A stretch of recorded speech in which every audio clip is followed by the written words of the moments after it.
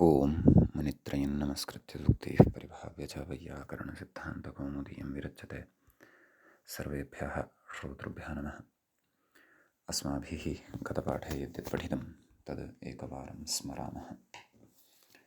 वयं वैयाकरणसिद्धान्तकौमुदी इत्याख्यस्य ग्रन्थस्य तत्र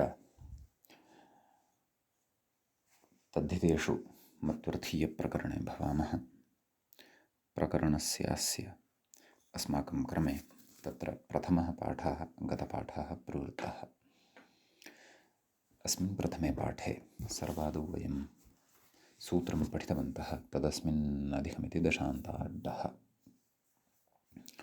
तत्र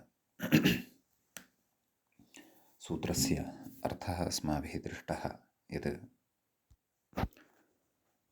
तदधिकम् अस्मिन् इति विग्रहे प्रथमान्तात् दशन् शब्दान्तात् समासात् अस्मिन् इत्यर्थे डप् प्रत्ययः भवति इति।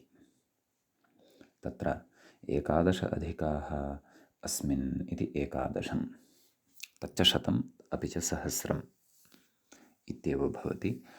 तादृश अर्थग्रहणाय तत्र वार्तिकम् अस्माभिः पठितं। शतसहस्रयोरेवेष्यते इति। ततः तत्र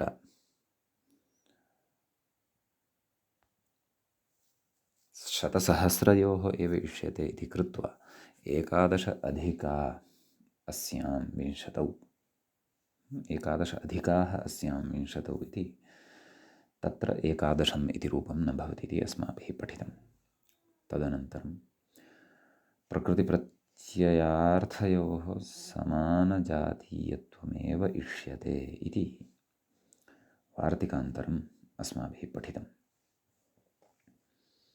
तत्र प्रकृतिः या वर्तते, प्रत्ययार्थश्च यः वर्तते, तयोः समानजातित्वमेव इष्यते। यत्र समानजातीयत्वं नास्ति तत्र न भवति। तत्र प्रत्युदाहरणम् अस्माभिः दृष्टम्। एकादशमासाः अधिकाः अस्मिन् सुवर्णशते। अतः अत्र अयं डट् न भवति, अयं ड प्रत्ययः न भवति इति अस्माभिः पठितं। ततः षदन्तविंशतेश्च इति सूत्रम् अस्माभिः तत्र पठितं। तत्र षदन्तात्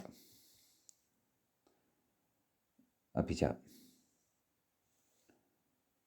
विंशति इत्यस्माच्च डप् प्रत्ययः भवति इति तस्य अर्थः अस्माभिः दृष्टः। शेषपूर्णेन डप् प्रत्ययः तत्र उक्तः डस्यादुक्ते अर्थे।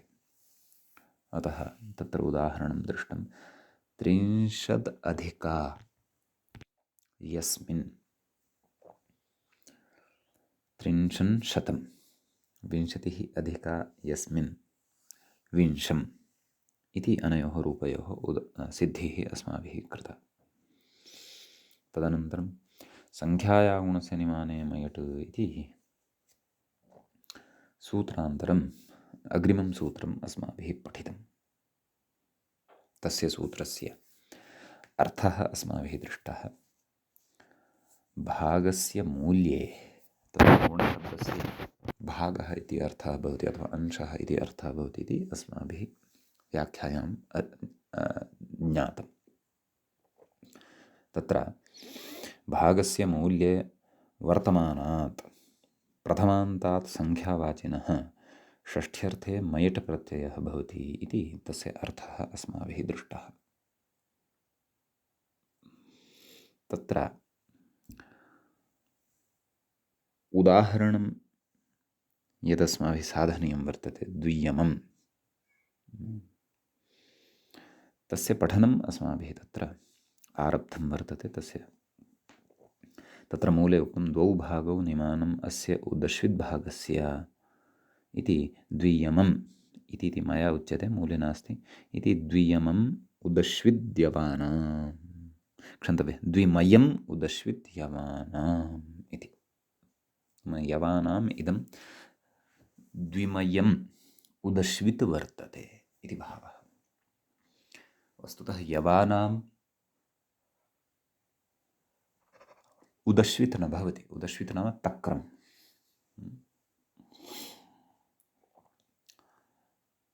परन्तु अत्र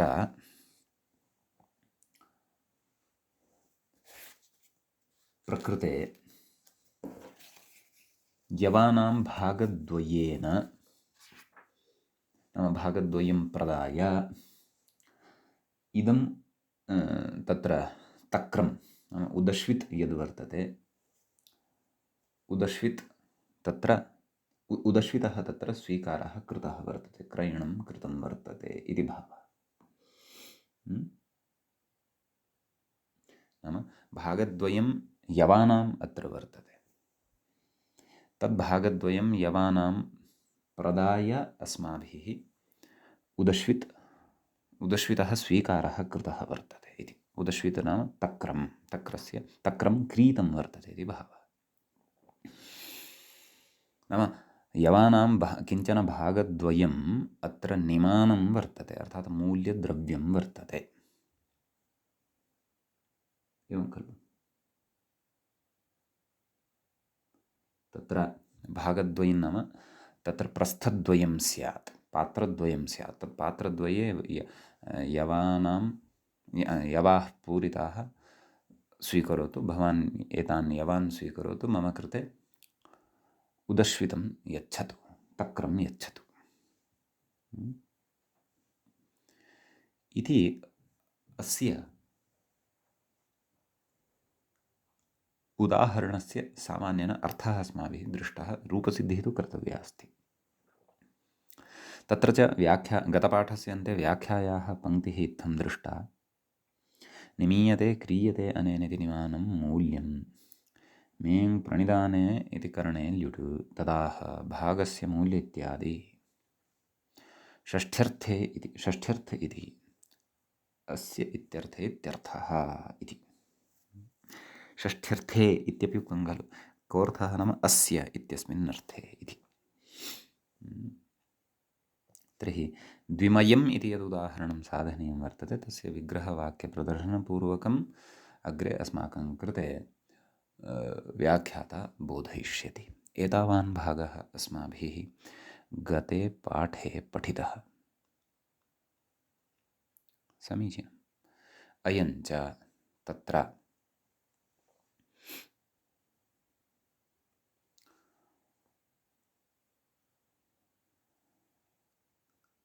मत्वर्थीयप्रकरणस्य प्रथमः पाठः सम्पन्नः आसीत्। अधुना तावत् द्वितीयः पाठः अस्य मत्वर्थीयप्रकरणस्य आरब्धः भवति।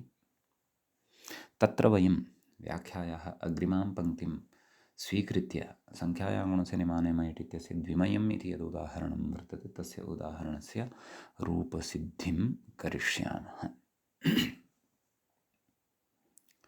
समीचीनम्। तर्हि तत्र कथयति व्याख्याता, यवानां द्वौ भागौ निमानं नाम मूल्यद्रव्यं, मूल्याय यद्द्रव्यं तत्। यवानां द्वौ भागौ निमानम् अस्य उदश्विद्भागस्य, अयं यः उदश्विद्भागः यः वर्तते, एवं खलु। नाम प्रस्थद्वयं यवानां ददातु, एकं प्रस्थं नाम पात्रविशेषः, एकं प्रस्थम् उदश्वितः स्वीकरोतु इति कस्मिंश्चित् काले कश्चन व्यवहारः, नाम उदश्वितः अर्थात् तक्रस्य तावत् मूल्यं वर्तते इति भावः। समीचीनं। कथयति यवानां द्वौ भागौ निमानम् अस्य उदश्विद्भागस्य इति विग्रहवाक्यं मूले। द्वौ भागौ निमानम् अस्य उदश्विद्भागस्य इति एतावत् पर्यन्तं मूले यदुक्तं, यवानां द्वौ भागौ निमानम् अस्य उदश्विद्भागस्य इति विग्रहवाक्यं वर्तते। तत्र अग्रे कथयति, नाम उदाहरणस्य अर्थस्य स्पष्टतां कुर्वन् इति इतोपि अग्रे कथयति किं, द्वाभ्यां यवप्रस्थाभ्यां, तदेव पश्यन्तु, प्रस्थः नाम पात्रविशेषः, द्वाभ्यां यवप्रस्थाभ्याम् एकः उदश्वित्प्रस्थः, प्रस्थशब्दः पुल्लिङ्गे, मया पूर्वं नपुंसकलिङ्गे व्यवहृतः, अतः तदिदं परिष्कुर्वन्तु। नपुंसकलिङ्गे अपि अस्ति वा न वा एतदर्थं कोशः द्रष्टव्यः। अस्तु, कथयति यवप्रस्थाभ्याम् एकः उदश्वितप्रस्थः क्रियते, नाम क्रयणं क्रियते तस्य। यत्र तत्र इदं वाक्यं प्रयुज्यते, तत्र एतस्य वाक्यस्य प्रयोगः क्रियते। तर्हि विग्रहः दर्शितः। उदाहरणं किं तद् कथयति अग्रे। द्वियमम् उदश्विदयवानाम् इत्युदाहरणम् इति। अत्रापि क्षन्तव्यः, द्वियमम् इति पुनः पुनः वदन् अस्मि, सः अशुद्धः प्रयोगः। द्विमयं, यतः मयट् प्रत्ययः खलु, एतेन सूत्रेण क्रियते। द्विमयम् उदश्वित्, द्विमयम् उदश्वित्, उदश्वित् शब्दः नपुंसकलिङ्गे, अतः द्विमयम् इति अस्ति खलु। द्विमयम् उदश्वित् यवानाम् इति अत्र उदाहरणं भवति इति भावः। तर्हि प्रकृते तदेव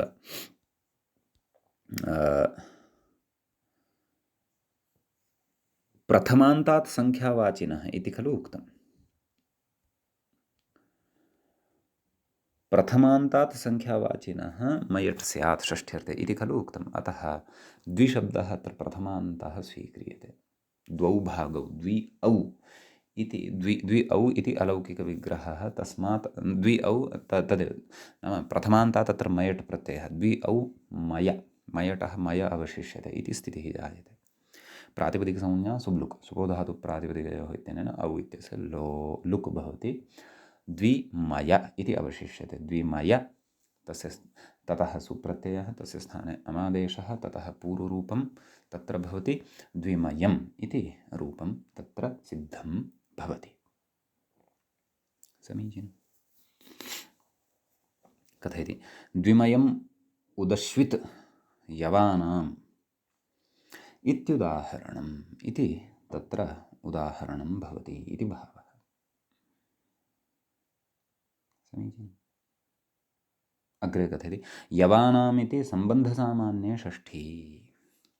नाम तत्र उदश्वित् यद् वर्तते तस्य उदश्वितः यवैः सह क्रयणव्यापाराख्यः अथवा क्रयणव्यापारगतः सम्बन्धः वर्तते, अतः तत्सम्बन्धं पुरस्कृत्य अत्र षष्ठी वर्तते। स च सम्बन्धः विस्तरेण अस्माभिः कारकेषु पठितः। समीचीनम्। अग्रे कथयति यवप्रस्थद्वयेन क्रेतव्यम् उदश्वित् इत्यर्थः इति। यवानां, यवः धान्यविशेषः, तत् प्रस्थद्वयम् इदम् उदश्वित् क्रेतव्यम् इति भावः। अग्रे कथयति द्विशब्दस्य भागवृत्तेः, नाम एताभ्यां द्वाभ्यां यवाभ्यां, भागः नाम अंशः, यवप्रस्थाभ्याम् इदम् उदश्वित् क्रियते इति भावः। कथयति द्विशब्दस्य भागवृत्तेः नित्यसापेक्षत्वात्, भागवृत्तिः या वर्तते तस्याः नित्यसापेक्षत्वं वर्तते, नाम नित्यतया अपेक्षां करोति कस्य, द्विशब्दस्य। नैव, द्विशब्दः यः वर्तते तस्य भागवृत्तेः नित्यसापेक्षत्वं भवति, नाम सः द्विशब्दः भागवृत्तेः नित्यसापेक्षत्वं करोति इति। द्विति शब्दः यत् प्रयुक्तः तदा तत्र द्वौ भागौ भविष्यत एव, यतः अत एव तत्र नाम तद् शब्दगतधर्मः एव सः, भागवृत्तेः नित्यसापेक्षत्वात् यवानाम् इत्येतत् सापेक्षत्वेपि प्रत्ययः इति। नित्यसापेक्षत्वात् यवानाम् इत्येतत् सापेक्षत्वे अपि, नाम द्विशब्दः वस्तुतः यवानाम् अपेक्षां करोति, यथा यवानां भागद्वयं तत्र भवति, अतः तादृशसापेक्षत्वे अपि अत्र मयट् प्रत्ययः उदश्विदर्थे भवति इति भावः, विधानसामर्थ्यात्, संख्यायाः गुणस्य निमाने मयट् इति भावः इति अस्याः पङ्क्तेः अभिप्रायः अत्र भवति। समीचीनम्। ततः तत्र प्रत्युदाहरणमग्रे उच्यते। इदमुदाहरणं द्विमयम् इति उदाहरणम् अस्माभिः साधितम्। इदम् उदश्वित् द्विमयं वर्तते इति अग्रे तर्हि प्रत्युदाहरणमुच्यते। गुणस्य इति किम्? गुणस्य इत्यनेन कः अर्थः लब्धः सूत्रार्थे? भागस्य मूल्ये, यतः द्रव्यमूल्यं मूल्यद्रव्यम् इति गुणशब्दस्य अर्थः अस्माभिः दृष्टः। समीचीनं। तर्हि तत्र उक्तं भागस्य मूल्ये वर्तमानात् प्रथमान्तात् संख्यावाचिनः षष्ठ्यर्थे मयट् स्यात् इत्युक्तं तत्र। तर्हि तत्र गुणस्य इत्यस्मात् भागस्य मूल्ये इति यः अर्थः आगतः तत् कुतः उक्तं? तद् यदि नोच्येत तर्हि किं स्यात् इति अग्रे अधुना प्रत्युदाहरणे अस्माभिः ज्ञास्यते। तेन सूत्रस्य इतोपि स्पष्टता अस्माभिः करिष्यते। समीचीनम्। कथयति यवानां द्वौ भागौ नैव प्रत्युदाहरणं कथयति। व्याख्याता तत्र इङ्गितं करोति। द्वौ व्रीहियवौ निमानम् अस्य उदश्वितः इति। मूले पश्यन्तु। द्वौ व्रीहियवौ निमानम् अस्य उदश्वितः इति।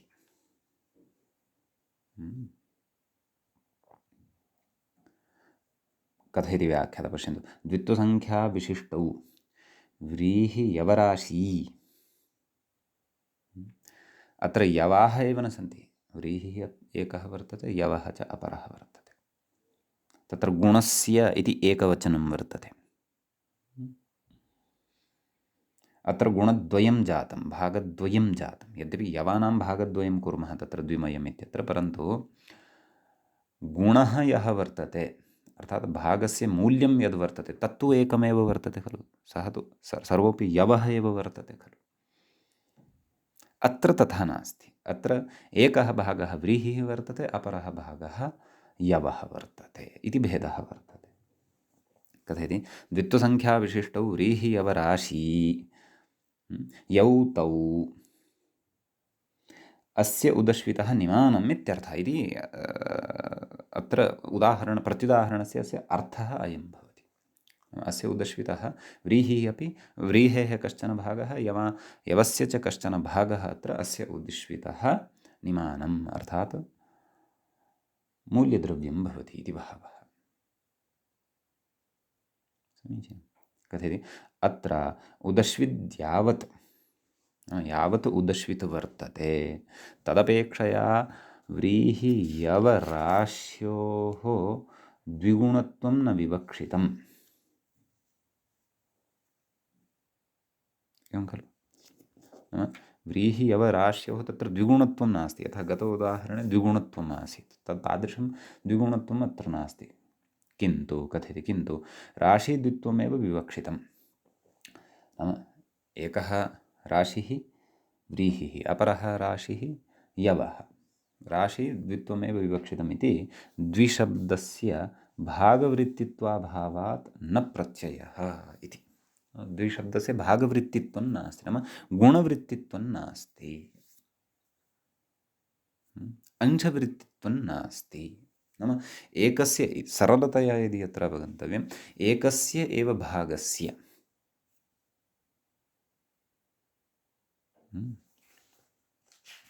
एवं खलु। एकस्य एव भागस्य, गुणः नाम भागः। पूर्वं मया गुणः नाम मूल्यद्रव्यम् इत्युक्तं खलु। न न न न, निमानं मूल्यद्रव्यम् इति तत्र परिष्करणीयं। भागस्य नाम गुणस्य नाम भागस्य, एवं खलु। तर्हि तत्र यवानां भागद्वयं, भागः नाम अंशः, इतोपि सरलतया तत्र उक्तमेव। नाम तत्र एकस्य एव द्रव्यविशेषस्य भागद्वयं यदि भवति, नाम उदश्वितः अपेक्षया तदेव यदि द्विगुणं यदि भवति, एकमेव द्रव्यं यदि, तदा तत्र मयट् प्रत्ययः भवति। यदि तत्र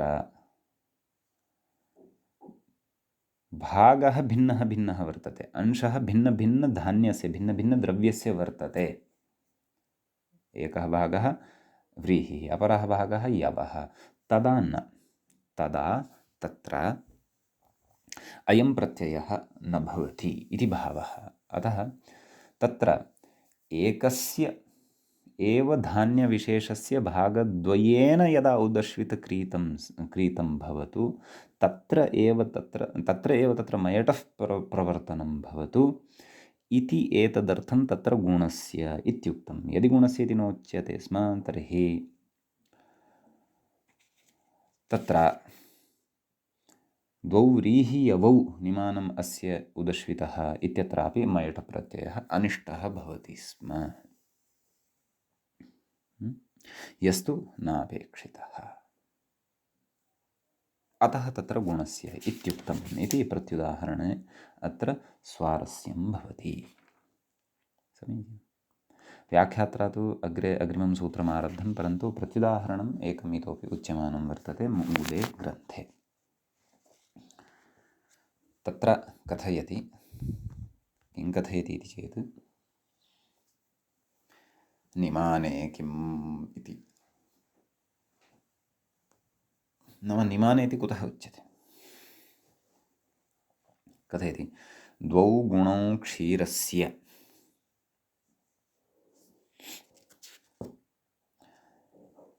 एकः तैलस्य द्विगुणं क्षीरं पच्यते तैलेन इति। निमानो नाम मूल्यद्रव्यम् इति। समीचीनं। तर्हि अत्र प्रत्युदाहरणस्य स्वारस्यं किम् इति चेत्, नाम अत्र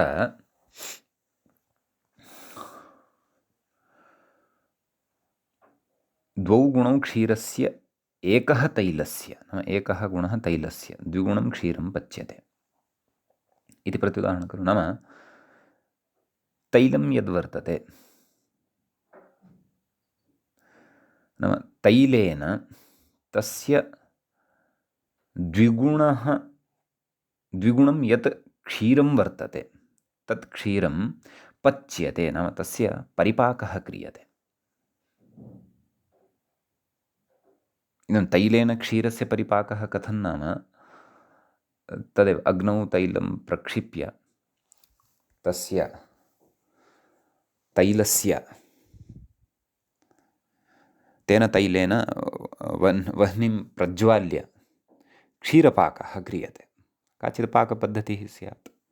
अथवा तैलम् उष्णीक्रियते, तस्मिन् पात्रान्तरं स्थाप्यते, तस्मिन् उष्णे तैले पात्रान्तरं यत् स्थापितं तत्र क्षीरं स्थाप्यते, तदा तद् क्षीरं तद् उष्णतैलेन पच्यते, तस्य परिपाकः क्रियते। समीचीनम्। अतः यावत् तैलं वर्तते ततः द्विगुणं यद् दुग्धं वर्तते तस्य परिपाकः क्रियते। प्रकृते मयट् न भवति। कुतः? यतः अत्र मूल्यप्रसङ्गः नास्ति, निमानप्रसङ्गः नास्ति। अत्र तु कश्चन विषयः उच्यमानः वर्तते। द्वौ गुणौ क्षीरस्य एकः तैलस्य द्विगुणं क्षीरं पच्यते तैलेन, नाम तेन एकेन भागेन, तैलस्य एकेन भागेन द्विगुणं क्षीरं पच्यते। अत्र पाकविशेषः एव वर्तते, न तु अत्र तैलं प्रदाय वयं क्षीरं स्वीकुर्मः। तैलस्य निमानत्वम् अत्र न वर्तते, तैलस्य निमानत्वम् अत्र न वर्तते इति कृत्वा एव तत्र मयट् प्रत्ययः द्विशब्दात् न भवति इति भावः। यदि तु निमानम् इति नोच्येत तर्हि तु प्रकृते अपि तत्र मयटः अनिष्टा प्रवृत्तिः स्यात्, अनिष्टं रूपं प्रसृतं स्यात्। तदिदं न भवेत् इति एतदर्थं निमाने इत्युक्तं। संख्यायाः गुणस्य निमाने मयट् इति एतावान् विशेषः एतत् सूत्रगतः भवति। समीचीनम्। अधुना तत्र अग्रिमं सूत्रं भवति। तदिदम् अग्रिमं च सूत्रम् एवं भवति। तस्य पूरणे डट् इति। अत्र तस्य इति एकं पदं षष्ठ्यन्तं भवति, षष्ठीविभक्तेः एकवचनान्तं भवति। तद् इति दकारान्तस्य सर्वनामशब्दस्य। ततः पूरणे इति द्वितीयं पदं भवति। पूरणे इत्यत्र सप्तमी विभक्तिः भवति, एकवचनं च। डट् डट् इत्यत्र प्रथमा विभक्तिः भवति। प्रथमाविभक्तेः एकवचनं तत्र भवति। समीचीनं। तत्र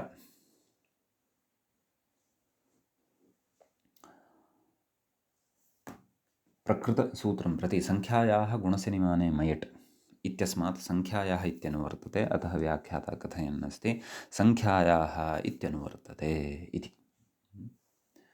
ततः प्रत्ययः परश्च ज्ञाप्रातिपदिकात् तद्धिताः समर्थानां प्रथमाद्वा इत्येते च अधिकाराः अत्र लभ्यन्ते।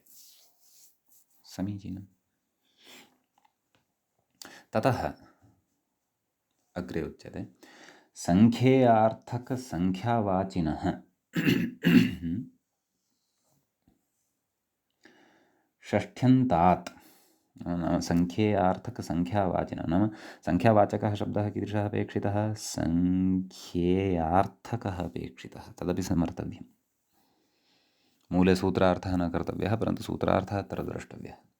सङ्ख्यानां धर्मद्वयम् अस्माभिः असकृतचर्चितं वर्तते। किं?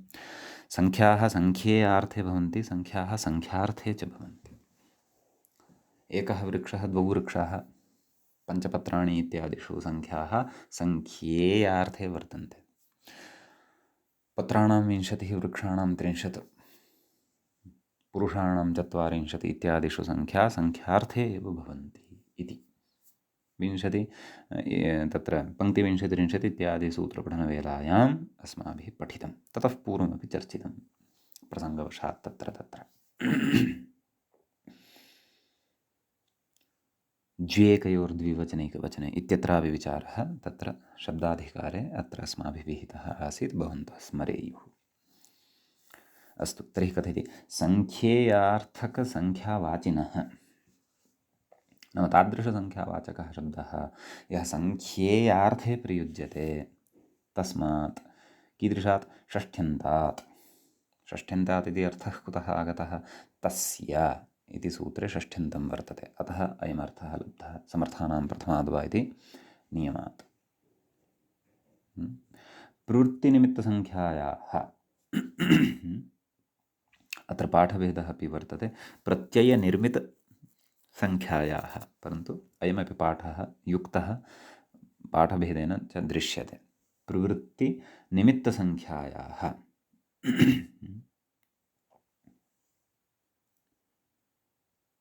नाम प्रवृत्तौ निमित्तं भवति या सङ्ख्या, तादृशसङ्ख्यायाः, तच्च उदाहरणे स्पष्टं भविष्यति।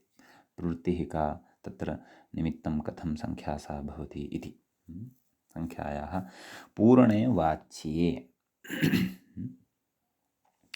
पूर्णः नाम कः इति अग्रे वक्ष्यते। पूर्णे वाच्ये डट् प्रत्ययः स्यात् इत्यर्थः।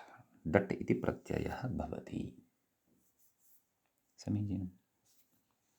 अग्रे कथयति पूर्यते अनेन इति पूर्णः अवयवः इति। येन पूर्यते सः पूर्णः अवयवः भवति। सः अवयवः भवति, पूर्णः नाम अवयवः इत्यर्थः। सः प्रत्ययार्थः, एवं खलु? नाम पूर्णः इति प्रकृते डट् इति प्रत्ययस्य अर्थः भवति इति भावः, एवं खलु? पूर्यते अनेन इति पूर्णः, सः अवयवः, स च प्रत्ययस्य अर्थः, सः प्रकृते प्रत्ययस्य अर्थः अस्ति इति सूत्रार्थः सम्यक्तया स्थापनीयः बुद्धौ। नाम एकैकस्य शब्दस्य कः कः अर्थः उक्तः, यतोहि तेन उदाहरणसाधनवेलायाम् अस्माकं स्पष्टता भविष्यति। काचित् सूत्रस्य स्पष्टता उदाहरणानां सिद्धेः अनन्तरं भविष्यति। समीचीनं। कथयति एकादश इति नाम उदाहरणं, सिद्धम् उदाहरणं प्रदत्तं मूले, विग्रहः अपि प्रदत्तः। किम्? एकादशानां पूर्णः, एकादशः नाम एकादशानाम् अवयवः, पूर्णः अवयवः एकादशः इत्यर्थः। तदेव कथयन् अस्ति एकादशत्वसङ्ख्यायाः पूरकः अवयवः इत्यर्थः। वदामः खलु अस्यां पङ्क्तौ अमुकः एकादशः वर्तते। समीचीनम्। अतः तत्र एकादशन् इति मूलशब्दः भवति। तस्मात् एकादशन् इति शब्दात् षष्ठ्यन्तात् एकादशानां पूर्णः इत्युक्तं खलु। तर्हि एकादशन् आम् इत्यवस्थायाम् एकादशन् आम् इति षष्ठ्यन्तात् तत्र डट् प्रत्ययः एकादशन् अ। एकादशन् अ इत्यवस्थायाम् एकादशन् इत्यत्र यः अन् इति भागः वर्तते तस्य टेः इत्यनेन सूत्रेण लोपः भवति। टेः वा नस्तद्धिते इति। प्रायः नस्तद्धिते इत्यनेन लोपः वक्तव्यः। यद्यपि डट् इति डित् अपि वर्तते खलु, अतः टेः इत्यनेन एव अत्र लोपः वक्तव्यः। नस्तद्धिते इत्यनेन न सम्भवति वा? नान्तस्य भस्य टेर्लोपः स्यात् तद्धिते परतः इत्युच्यते। नान्तत्वमपि अत्र वर्तते एव किल। एवं खलु। तर्हि नान्तत्वं यदि वर्तते तर्हि नस्तद्धिते इत्यनेन एव सिद्धे डटः डित्करणं कुतः? एवं खलु। सा जिज्ञासा जायते। यद्यपि अग्रिमेषु अन्येषु उदाहरणेषु डित्करणस्य प्रयोजनं स्यात्, नान्तस्य भस्य टेर्लोपः स्यात् तद्धिते। एवम् एवम् एवम् एवं प्रकृते सत्यं भसंज्ञापि अस्ति, नान्तत्वमपि वर्तते, तद्धितप्रत्ययः अपि परतः वर्तते। आम्, उदाहरणान्तरेषु यत्र नान्तशब्दाः न वर्तन्ते तत्र अस्य प्रयोजनं स्यात्। पश्यामः, द्रक्ष्यामः। कदाचित् सत्यं तिविंशतेर्डिति, अत्र विंशः इत्यादयः प्रयोगाः साधनीयाः खलु, तदर्थं डित् प्रत्ययः परतः अपेक्षितः। अतः तादृशेषु तत्र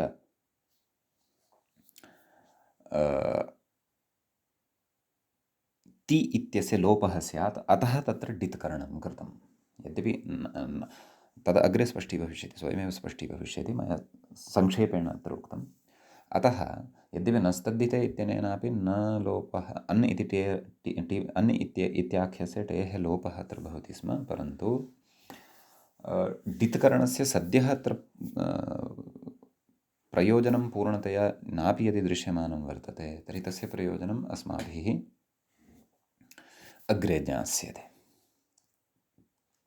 परन्तु न्याय्यत्वात् अत्र टेः इत्यनेन एव टेर्लोपः वक्तव्यः, यतः डिति परतः टेः इति विशेषविधिः उक्तः वर्तते, अतः भवतु नाम।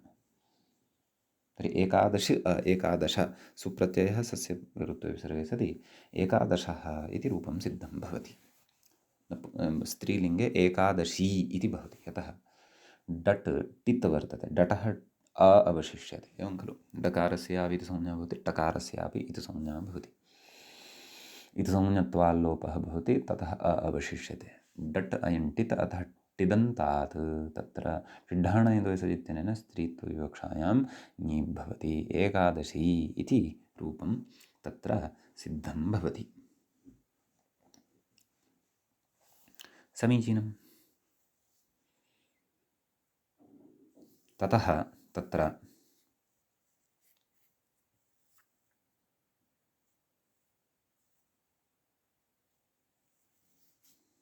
अग्रे उच्यते। अस्मिन् अनुपाते, व्याख्याता किमपि रूपसिद्धिं विधाय अग्रे कथयन् अस्ति। अस्मिन् अनुपाते एकादशत्वसङ्ख्या न सम्पद्यते इति।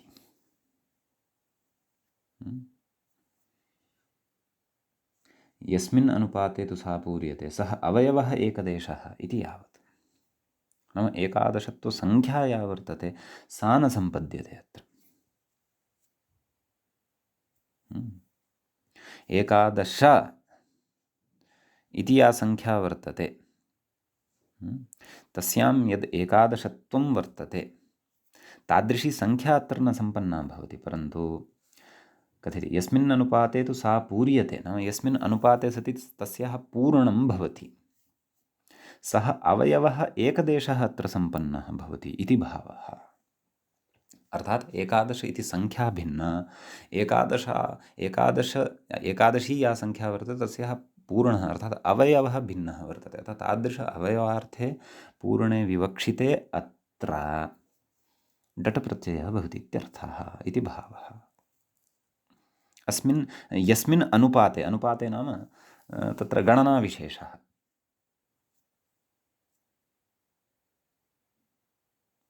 इति चिन्तयामि। विशेषस्तु द्रष्टव्यः, अनुपातशब्दस्य अत्र अर्थः। समीचीनम्। अग्रे कथयति प्रवृत्तिनिमित्तेति किम् इति। तत्र सूत्रार्थे पश्यन्तु, सूत्रार्थः कृतः खलु व्याख्यात्र किमुक्तं, सङ्ख्येयार्थकसङ्ख्यावाचिनः षष्ठ्यन्तात् प्रवृत्तिनिमित्तसङ्ख्यायाः प्रवृत्तौ निमित्तं भवति या संख्या तस्याः तद् यदि नोच्येत, नाम सा संख्या प्रवृत्तिनिमित्तकत्वम् अपि भजेत। डटः प्रवृत्त्यर्थं निमित्तभूता सा संख्या स्यात् इति भावः। कथयति अग्रे कथयति पञ्चानां घटानां पूर्णः जलादिः इति। अत्र डटः प्रवृत्त्यर्थं निमित्तभूता पञ्चन इति संख्या नास्ति। प्रकृते पञ्चानां घटानां पूर्णं जलादि भवति। पञ्चघटाः वर्तन्ते, तत्र तेषां जलानां, तेषां घटानां यद् पूर्णं वर्तते तत् पूर्णं वस्तुतः किं वर्तते, जलादि, जलं वर्तते। जलेन ते घटाः पूर्यन्ते। तर्हि तत्र तज्जलं घटानाम् अवयवार्थे अथवा पूरणार्थे, वस्तुतः तज्जलं घटानाम् अवयवः नास्ति। पूर्णत्वेन तज्जलं तत्र स्वीकर्तुं न शक्यते। सः तज्जलं घटानाम् अवयवत्वेन नास्ति इति कृत्वा एव एषा पञ्चन इति संख्या डटः कृते निमित्तभूता अपि न भवति। डटः प्रवृत्त्यर्थं निमित्तभूता अपि न भवति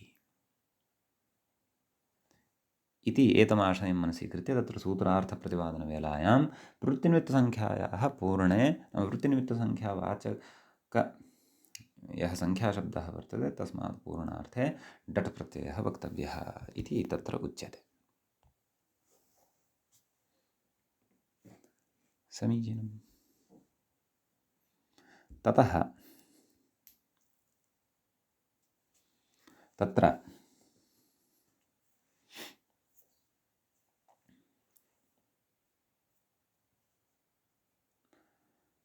अस्मिन् सूत्रे एतावानेव विशेषः। डटः सम्बन्धः अग्रिमेषु सूत्रेषु पर्याप्तः वर्तते, नाम अनुवर्तनादिना। इदानीं वयम् अग्रिमं सूत्रं पठामः। तत्र एका जिज्ञासा भवतां मनसि स्याद्वा न वा, परन्तु मया उत्पाद्यते। एकादशः इत्येव उदाहरणं कुतः स्वीकृतं? ततः प्राक्तनसङ्ख्याः याः वर्तन्ते, एक इत्यतः आरभ्य दशन् इति एतां संख्यां यावत्, ताः संख्याः कुतः न स्वीकृताः? डटः प्रत्ययविधानप्रदर्शनाय। इति तत्र डट् भवति, परन्तु तस्मात् केवलः डट् एव न भवति, तस्य कश्चन आगमः अपि भवति। स च अग्रिमसूत्रेण उच्यमानः वर्तते। अग्रिमं च सूत्रं भवति एवं, कथं? नान्तादसङ्ख्यादेर्मट् इति। तत्र प्रथमं पदं भवति नान्तात्। नान्त इत्यस्य शब्दस्य पञ्चमी विभक्तेः एकवचनान्तम् इदं पदं भवति, नान्तात्। ततः असङ्ख्यादेः इत्यस्ति अग्रिमं पदं। संख्या आदिः यस्य सः संख्यादिः, न संख्यादिः असंख्यादिः। तस्मात् असंख्यादेः। असङ्ख्यादेः इति नान्तात् इत्यस्य विशेषणं भवति। कीदृशात् नान्तात्? असङ्ख्यादेः नान्तात्। तृतीयं पदं भवति सूत्रे मट्। नान्तात् इत्यत्रापि विग्रहः ज्ञेयः। न अन्ते यस्य तत् नान्तं, तस्मात् नान्तात् इति। अथ नान्तात् कीदृशात् नान्तात् नाम नान्तं सङ्ख्यावाचकं शब्दस्वरूपम् अपेक्षितं, परन्तु सङ्ख्यादित्वं तस्य न स्यात्। असङ्ख्यादिः अपि तन्नान्तं स्यात् इति बहवः। समीचीनं कथयति। नान्तात् असङ्ख्यादेः मट् भवति इति। तद् सूत्रार्थः अस्माभिः चर्चनीयः वर्तते।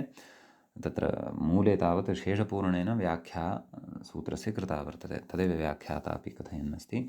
डटो मडागमः स्यादिति शेषपूर्णम् इदं। नाम तादृशं सङ्ख्या शब्दस्वरूपम् अथवा तादृशसङ्ख्यावाचकः शब्दः यः नकारान्तः स्यात्, परन्तु तस्मात् तस्य पूर्वपदत्वेन सङ्ख्यावाचकः शब्दः न स्यात्। सङ्ख्यादिः सह नान्तसङ्ख्यावाचकः शब्दः न स्यात्। यथा एकादश। एकादश इत्यत्र एकादशन् इति सङ्ख्या वर्तते। सा नकारान्तसङ्ख्या वर्तते, परन्तु सङ्ख्यादिः तस्य नकारान्तस्य शब्दस्य वर्तते। तत्र दशन् इति सङ्ख्या भवति, तस्याः आदौ एक इति सङ्ख्या भवति। तत्र एक इति अकारस्य आकारः भवति। एकादशन् नाम सङ्ख्यायाः आदौ सङ्ख्या वर्तते तत्र एक इति। अतः तादृशी सङ्ख्या अत्र नापेक्षिता। अत्र नान्ता अपेक्षिता सत्यं, परन्तु सङ्ख्यादित्वं सङ्ख्यादिः नान्ता सङ्ख्या नापेक्षिता। ताः काः? पञ्चन्तः आरभ्य दशन् यावत् वर्तन्ते ताः। पञ्चन्तः दशन् इति एतां सङ्ख्यां यावत्यः सङ्ख्याः वर्तन्ते, ताः इमाः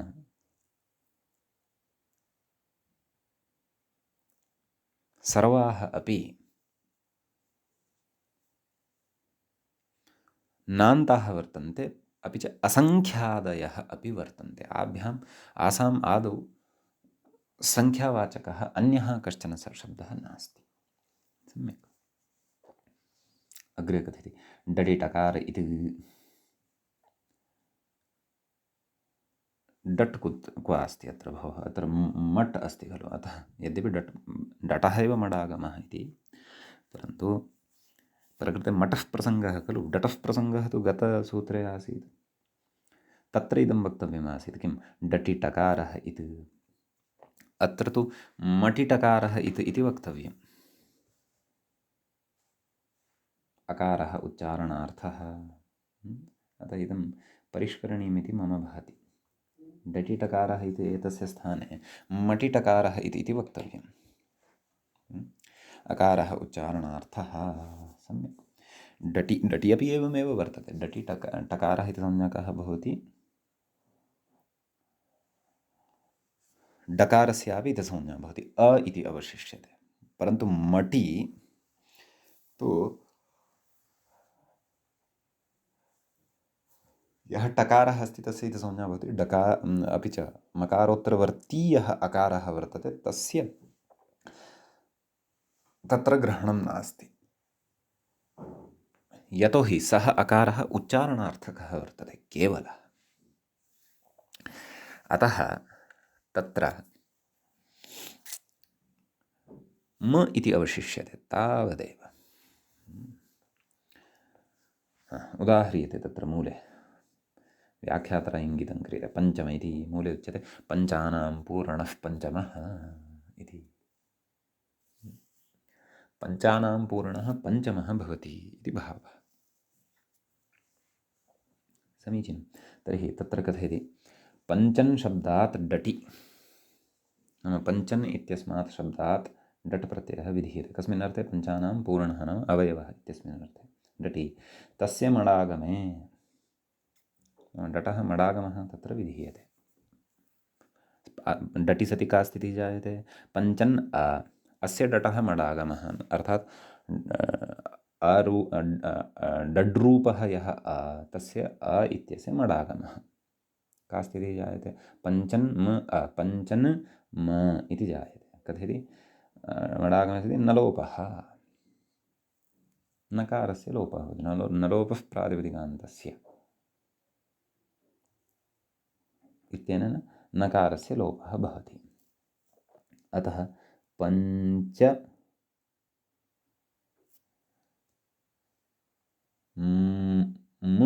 पञ्चम इति रूपं सिद्धं भवति। पञ्चमः सुप्रत्यये सति पञ्चमः इति रूपं सिद्धं भवति। समीचीनम्।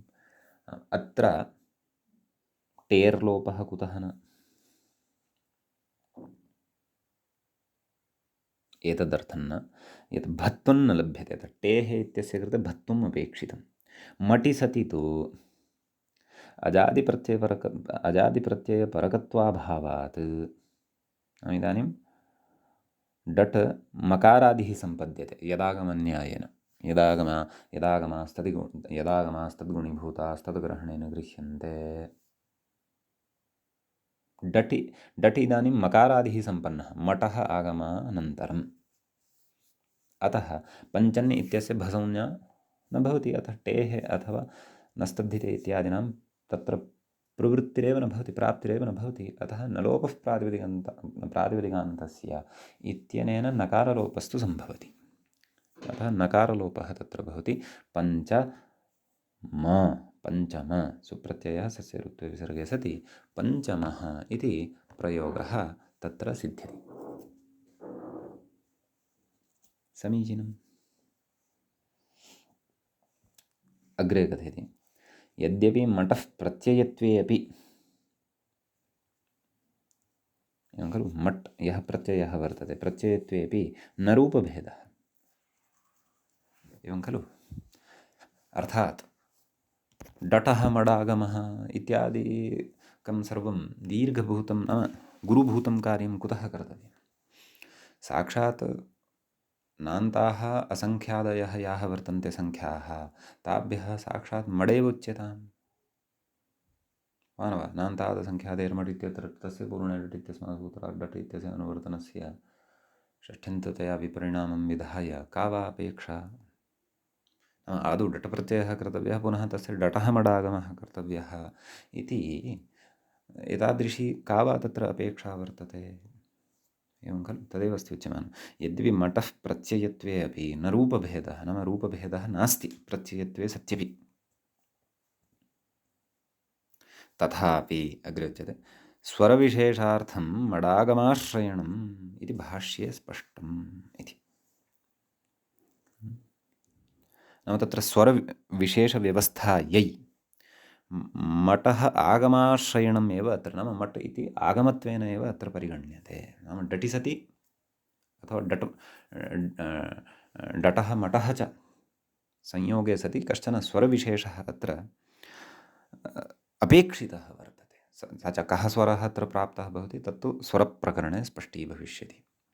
सः विषयः तु स्वरप्रकरणे स्पष्टीभविष्यति।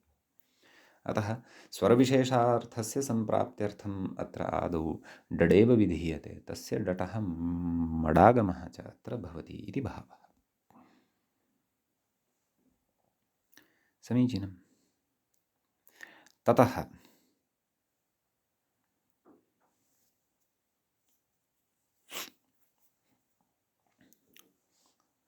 इति उदाहरणम्। एवमेव अन्याः अपि तादृश्यः सङ्ख्याः वर्तन्ते खलु। सप्तन् वर्तते, शश नास्ति, अतः सा सङ्ख्या शान्ता, तत्र भिन्ना व्यवस्था वक्ष्यते। सप्तन् सप्तमः, अष्टन् अष्टमः, नवन् नवमः, दशन् दशमः। एकादशन् इत्यतः तु डड एव। एकादशः, द्वादशः, त्रयोदशः, चतुर्दशः, पञ्चदशः, षोडशः। षोडश इति शब्दविषये किञ्चित् पूर्वमपि पठितं वर्तते, समासेषु स्मरेयुः भवन्तः। दनादि आदेशाः तत्र भवन्ति। सप्तदशः, अष्टादशः, नवदशः इत्येतानि सर्वाणि अपि सूत्राणि, सर्वेपि इमे प्रयोगाः डडन्ताः, पूर्णार्थकडडन्ताः वर्तन्ते इति भावः। समीचीनम्।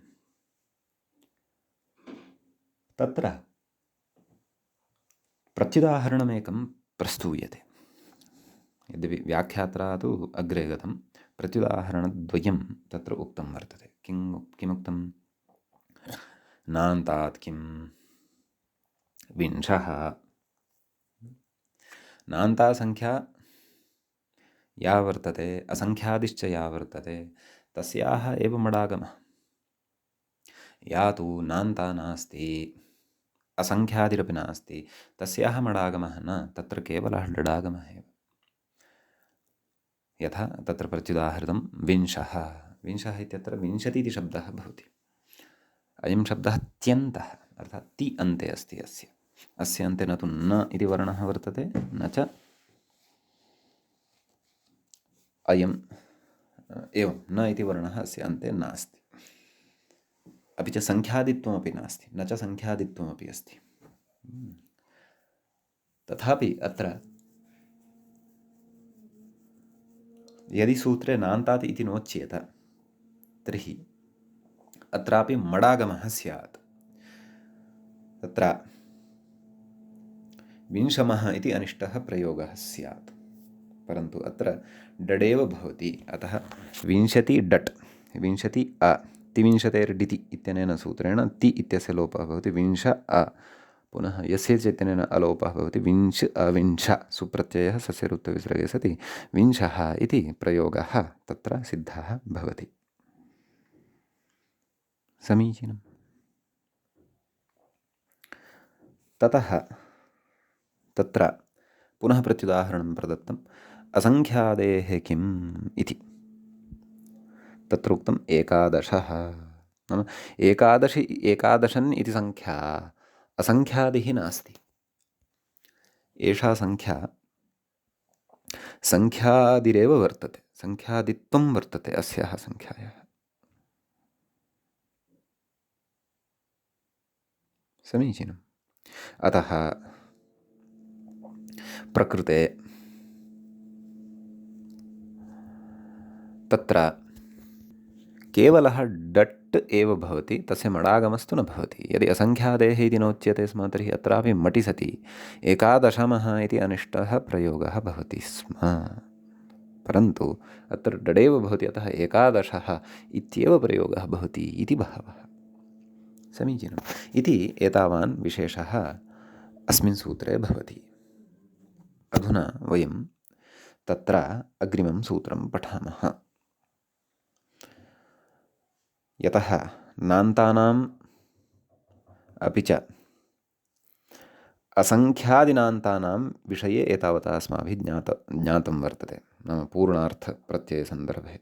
अन्यास्तु संख्याः अवशिष्टाः सन्ति एव खलु, तासां विषये अपि ज्ञातव्यं, ज्ञेयं वर्तते। तद् अग्रिमसूत्रैः ज्ञास्यते। अतः अग्रिमं सूत्रं भवति तत्र षट्कतिकतिपयचतुरान्थुक् इति। तत्र सूत्रे द्वे पदे स्तः। षट्कतिकतिपयचतुरान् इति एकं, थुक् इति च अपरम्। षट्कतिकतिपयचतुराम् इति षष्ठीविभक्तेः बहुवचनान्तं रूपं भवति, थुक् इति प्रथमान्तं भवति।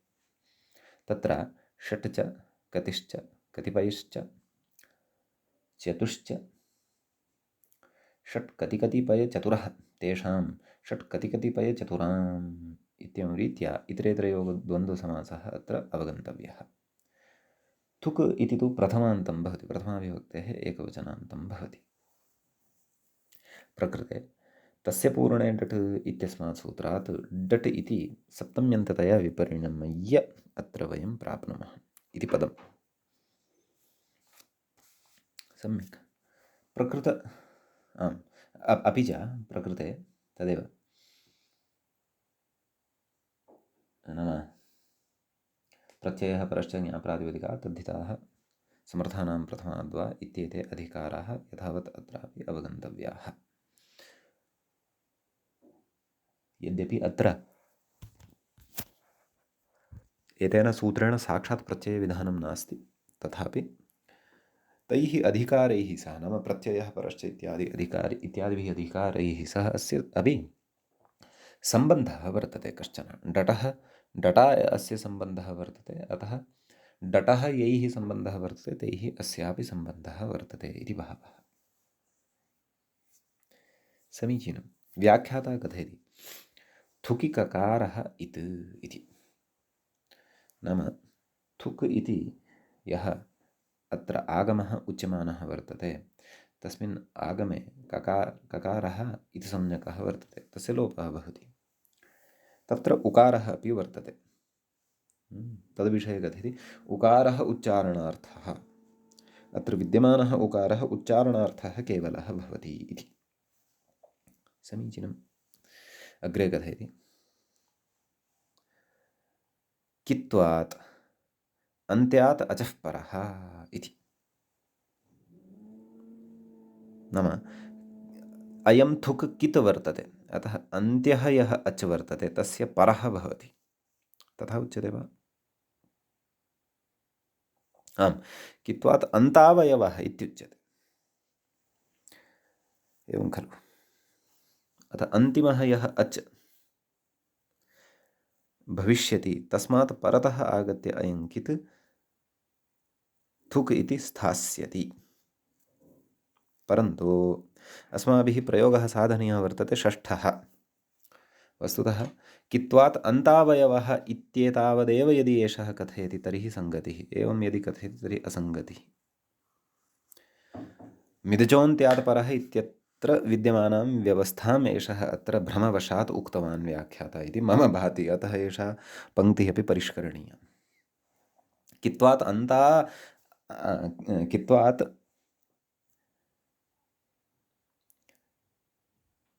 अन्त्यात् अचः परः, कथमेवं?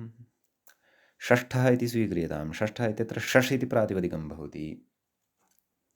तत्र वस्तुतः षष् एतदनन्तरं नाम अस्य अन्ते एव थुक् अपेक्षितः। षष्थ अ इति ततः ष्टुत्वे सति अग्रे रूपम् अस्माभिः साधयिष्यते। यदि अयं थुक् अन्त्यात् अचः परतः आगत्य स्थितः तर्हि षष् इत्यत्र षष् इति षकारान्ते संख्यावाचके शब्दे अन्त्यः अचकः प्रथमषकारोत्तरवर्ती अकारः, तस्मात् परतः आगत्य थुक् तिष्ठेत्। का स्थितिः तर्हि स्यात्? षष् नैव षथ् ष षथ् ष अ ष्थ षथ् ष अ षथ् ष षट् ष षट् ष इति तस्यापि ष्टुत्वं भवितुम् अर्हति, पूर्वमस्ति चेदपि।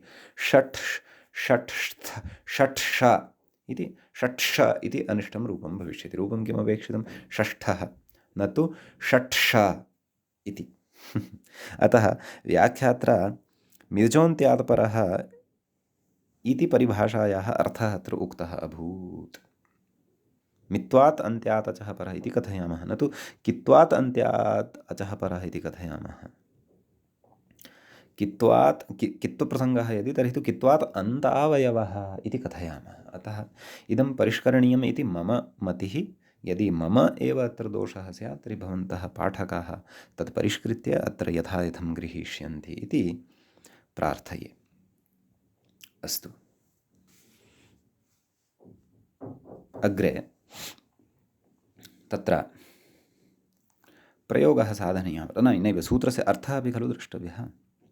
मूले उक्तं पश्यन्तु, येषां केषां शश इति षकारान्तः शब्दः यः, कतिपय नैव कति इति यः इकारान्तः शब्दः यः, कतिपय इति यः शब्दः अकारान्तः, पुनः चतुर् इति यः शब्दः रेफान्तः संख्यावाचकः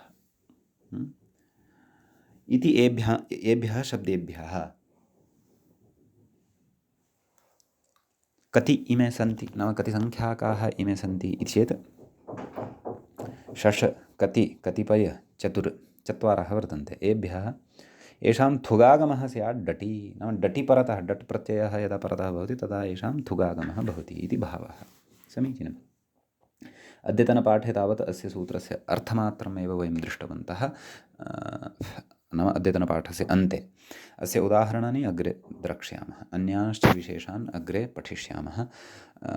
अयं पाठः अत्रैव उपसंह्रियते। मुनित्रयं नमस्कृत्य सूक्तिः परिभाव्य च वैयाकरणसिद्धान्तकौमुदीयं विरच्यते। एवञ्च तद्धितेषु मत्वर्थीयप्रकरणस्यास्य अस्माकं क्रमे द्वितीयः पाठः तत्र सम्पन्नतां गतः। नमः सर्वेभ्यः श्रोतृभ्यः।